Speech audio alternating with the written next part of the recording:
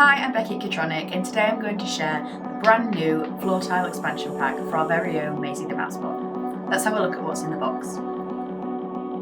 As part of the 72 tile set, there are 24 unique hand-drawn location tiles featuring a cinema, museum, and other places of interest around town. Next are 26 straight road tiles, 10 90-degree turn tiles, 6 T-junction tiles, 4 crossroad tiles, and 2 dead-end tiles.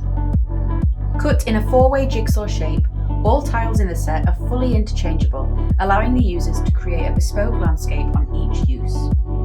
Also in the set is a pack of destination cards designed to enhance the learning experience and encourage students to challenge themselves and their peers to code Mai-Z to travel from one location to another. Additional action cards such as parking signs, cheese blocks, and mouse traps add an extra layer of fun to this interactive, engaging expansion set. The floor tile pack for Mai-Z the MouseBot from Kitronic.